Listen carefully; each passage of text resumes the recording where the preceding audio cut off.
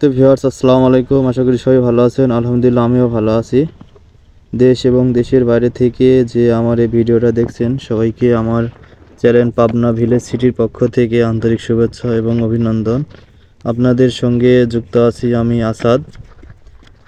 আপনাদেরকে নিয়ে আসলাম আমার এই পেঁয়াজের দানার জমিতে, যেটা আপনাদের দেখানোর জন্য এবং শেখার জন্য যে পেঁয়াজের দানাতে কখন উপরি সার প্রয়োগ করতে হয় এবং কী মাত্রাতে কী সার প্রয়োগ করবেন, তাতে ক্ষতি হবে না লাভ হবে সেটার বিষয়ে কথা বলার জন্য।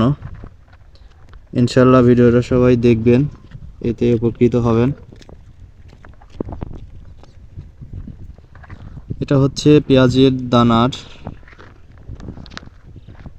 পেঁয়াজের দানায় মূলত আপনারা যে উপরি সারটা দিবেন, এটা ডিএপি সার হতে পারে, বিএডিসি কিংবা বাংলা ডিএপি। সেটা আপনারা 21 থেকে 25 দিন বয়সে সেচের আগে, ঢালাও যেটা সেচ দিতেই আমরা, এই সেচের আগে উপরি প্রয়োগ করতে হবে। এতে করে দানাগুলো পরিপুষ্ট হবে এবং সম্পূর্ণ দানা এক সাইজের হবে। অনেকেই দানাতে ডিএপি সার ব্যবহার করে না উপরি প্রয়োগে, এক্ষেত্রে অনেকেই ইউরিয়া সার ব্যবহার করে। আমরাও প্রথমত আগে ইউরিয়া সার ব্যবহার করতাম। সেটাতে আমরা যেটা লক্ষ্য করতাম সেটা হচ্ছে যে পেঁয়াজের দানাগুলা পাতা মোটা মোটা হয় এবং ঢ্যাপসা ঢ্যাপসা হয়ে বড় হয়ে যায়। এতে করে পেঁয়াজের দানাগুলা মোটায় না, চিকন হয়ে বেড়ে ওঠে।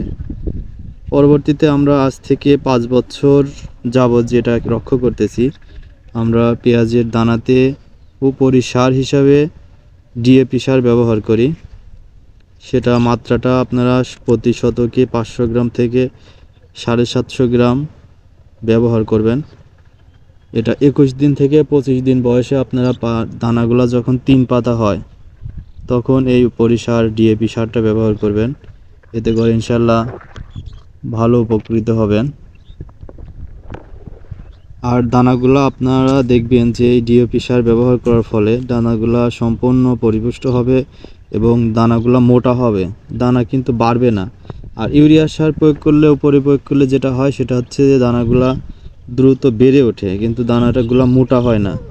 অনেক সময় দেখা যায় যে দানাগুলো একটু লাগানো লেট হয়ে গেলে দানাগুলা মানে একটু ডগাগুলা যেগুলো এই যে দেখতেছেন যে বোকগুলো আছে, এটা কিন্তু ইউরিয়া সার ব্যবহার করলে এই বোকগুলো অনেক বড় বড় হয়ে যায়। এবং ডিএপি সার ব্যবহার করলে যেটা হয় যে এই বোকগুলো যেটা আছে দানার, আমরা যেটা বলি আমাদের ভাষায় বোক বলি, এই পাতার নিচে থেকে যেটা শিকড় পর্যন্ত এই জায়গাটা ছোট থাকে। ইউরিয়া সার প্রয়োগ করলে যেটা হয় যে এই ডগাগুলো অনেক বড় হয়ে যায়। এতে করে দানার লাগাইতে গেলে, মূল জমিতে রোপণ করতে গেলে একটু শিকড়গুলো ছাড়তে একটু লেট হয়। আর ডিএপি সার উপরি প্রয়োগ করলে যেটা হবে আপনাদের উপকার হবে, এই দানাগুলোর ডগা ছোট থাকবে এবং দানাগুলা দ্রুত মূল জমিতে লাগাইলে দ্রুত লেগে যাবে।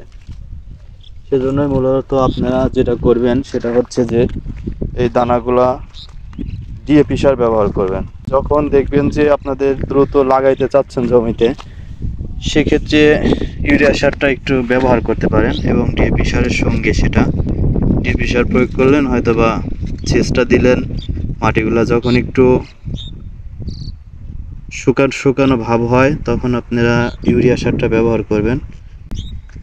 এটা আমার দানার বয়স আজ 24 দিন। আমি কিন্তু 21 দিন বয়সে এই দানা যখন ঢালাও সেচ দেই তখন আমি ডিএপি সার ব্যবহার করছি।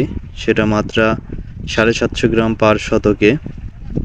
আপনারা এভাবে ডিএপি সারগুলা ব্যবহার করবেন, ইনশাল্লাহ ভালো একটা রেজাল্ট পাবেন। এবং এই ফর্মুলা অনুযায়ী আপনারা একটা বছর যারা ইউরিয়া সার ব্যবহার করেন তারা ডিএপি সারটা ব্যবহার করেন, দেখবেন উপকারিতা আপনারা নিজেই চোখে এর প্রমাণ পাবেন।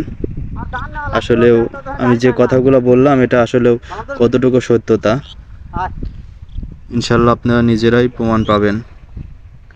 আপনারা সেক্ষেত্রে ডিএপি সারটা ব্যবহার করেন।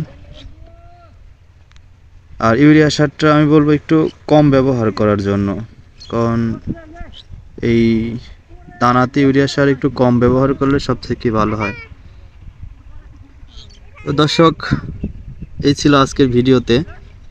আপনাদেরকে আরও ক্রমাগত ভিডিও দেব, সেগুলা এর পরবর্তীতে ইনশাল্লাহ, যে দানায় ছত্রাকনাশক কীভাবে প্রয়োগ করতে হয় এবং দানাগুলা দ্রুত বৃদ্ধির জন্য কী ধরনের ভিটামিন, কি ছত্রাকনাশক স্প্রে দিতে হয়, সেটাও ইনশাল্লাহ আমি দেব। ততক্ষণ পর্যন্ত সবাই ভালো থাকবেন, সুস্থ থাকবেন। আসসালামু আলাইকুম।